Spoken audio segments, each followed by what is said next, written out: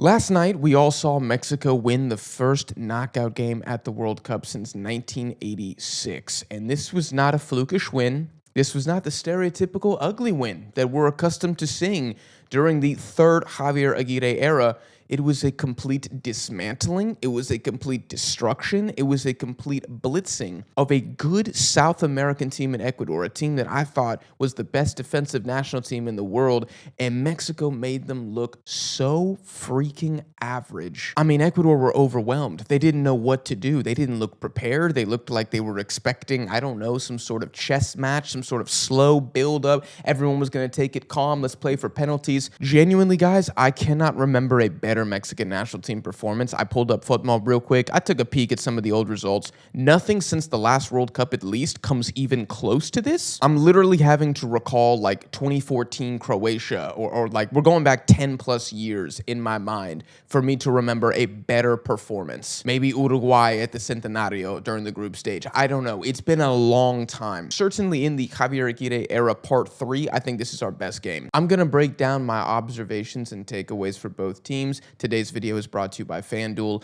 and if you guys don't want to miss daily World Cup content here on the channel or all of the Mexican national team content in English that I regularly upload, make sure you hit subscribe. I do want to talk about the individual teams, but I also want to talk about some streaks that were broken in this game because there's actually quite a few, and I already said one in the intro of this video. Mexico winning the first World Cup knockout game since 1986.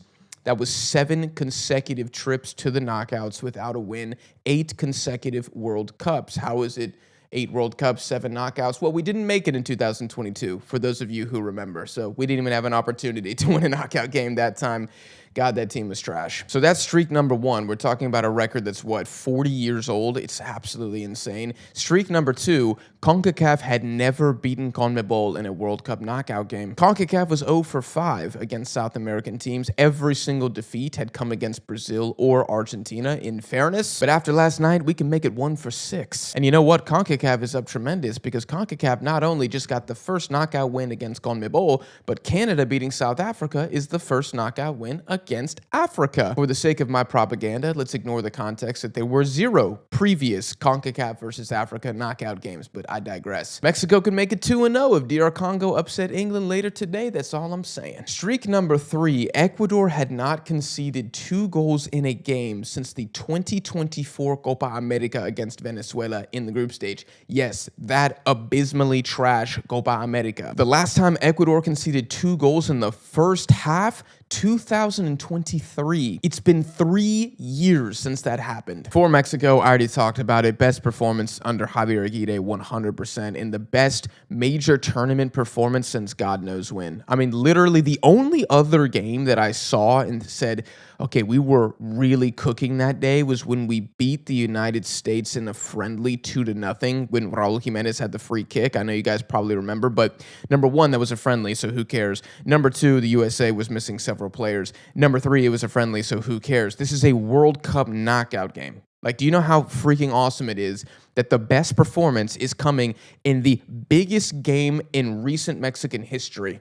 Like, it's just, this could not have manifested at a better time. This result was 100% deserved. Honestly, Ecuador are lucky that this wasn't an uglier or heavier defeat. This could have easily been a 3-0. And I have to give the bulk of the credit to Javier Aguirre, who is the absolute truth. I mean, if you don't rate this man, if you don't respect him, if you don't trust him, you are a fool. There's nothing I can say to you to convince you that he's a good manager. Because this Mexican national team, there's talent in here, man. There's some good players in here. But to comfortably annihilate Ecuador, to take 9 points in the group stage without even breaking a sweat, to win the first ever Nations League, to win the Gold Cup, he has done everything he possibly could as a manager. He's introduced new players. Brian Gutierrez. He's brought in Gilberto Mora. He's brought in Mateo Chavez. He probably would have played Huescas more too if he wasn't injured. Like, what more do you... Hormiga Gonzalez, who has not featured, I believe, at the World Cup.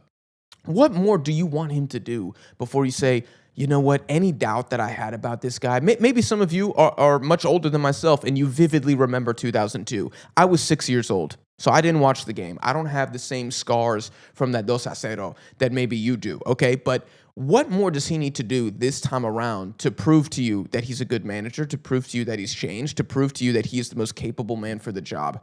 I mean, if we're doing managerial power rankings, this guy is literally turning water into wine with this Mexican national team. I'm completely thrilled with everything that he's done. I was getting some questions in the chat last night. Shout out to you guys who were in the chat. I think we had over 900 people at some point. Some people were asking me, what if Javier Aguirre extends? And look, I'm excited for Rafa to take over if that should come to pass, but can anyone blame me for being like, let's at least run it back to the next, Copa America. Let's see what he could do in another major tournament, not counting a Gold Cup or a Nations League.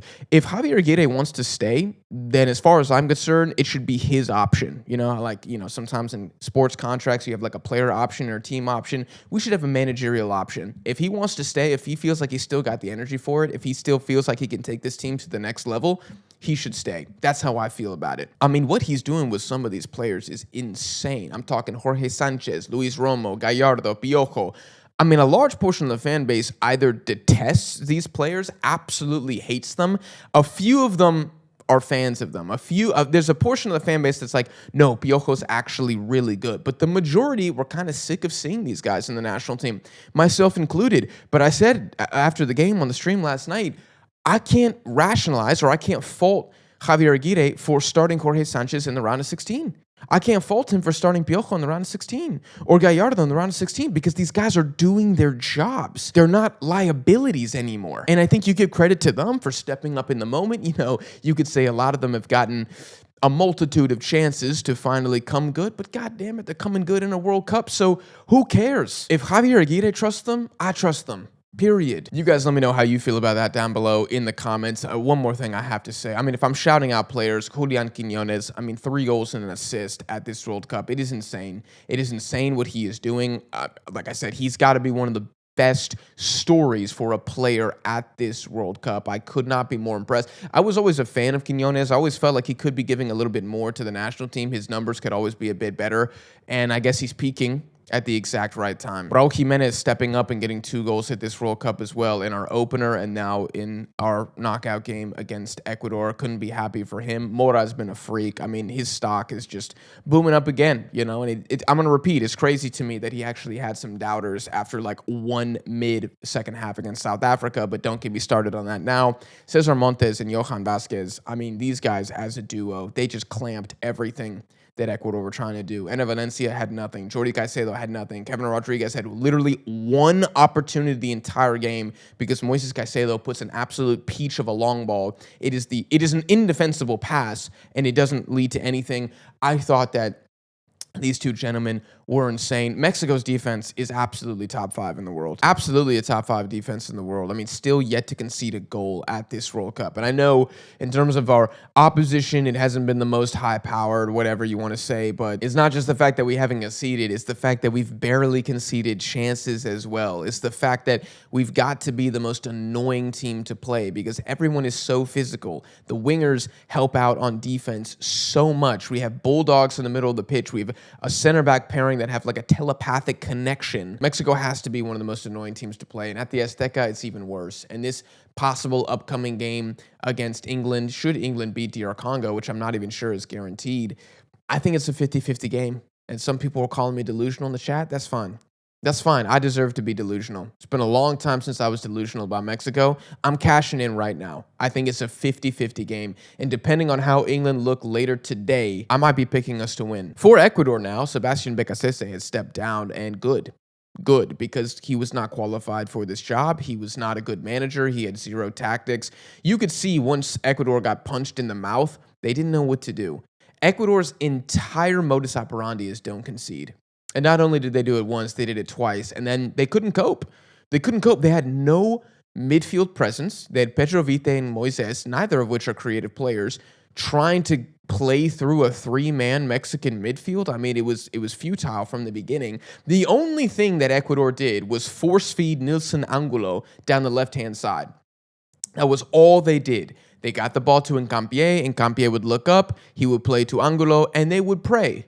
They would collectively drop to their knees in prayer that Nilson Angulo was going to beat Piojo, beat Jorge Sanchez, probably beat Cesar Montes as well, and then score a golazo. I mean, that's pretty much what the game plan was, folks. It was that in long balls, nothing else. Ecuador completely one-dimensional. I said this after the Curaçao game. Ecuador have no plan B. They have no plan B. They have not rehearsed for this moment.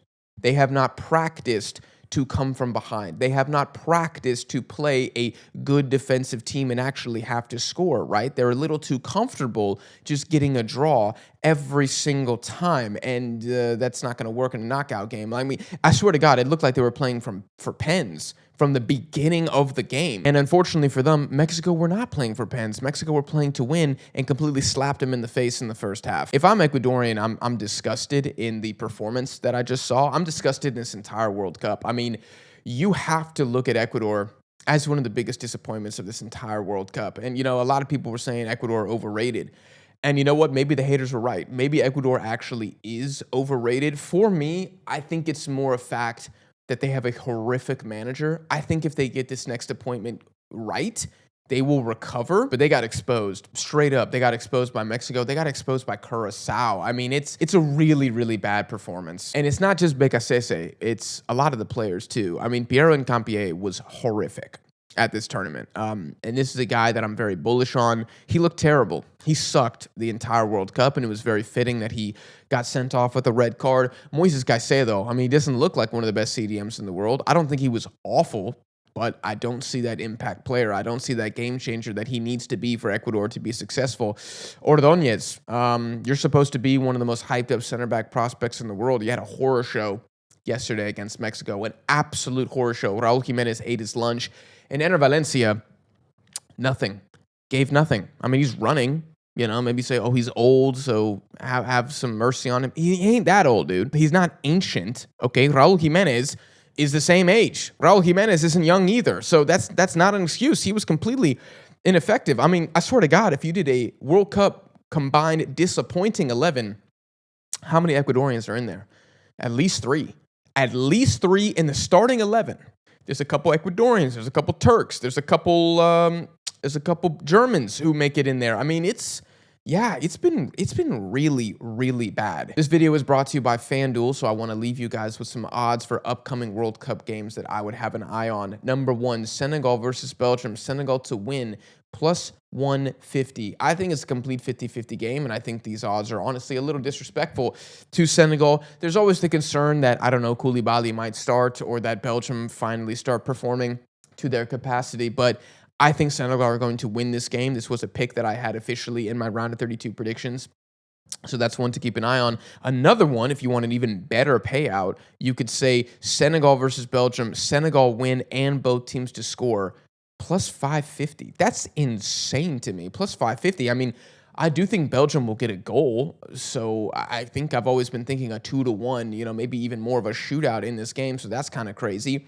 If you think that Senegal are frauds and Belgium are actually the better team, you could pick Belgium to win and both teams to score, which is plus 300. Those would be the odds that I have my eyes on for Senegal versus Belgium kicking off later today. And guys, I'm going to end the match recap there. You let me know if there's anything I forgot to mention down below in the comments. Mexico through to the round of 16. Ecuador ending their campaign in embarrassing fashion. Make sure you hit subscribe so you don't miss the daily World Cup content here on the channel. I appreciate you guys for watching, and I'll see y'all in the next one.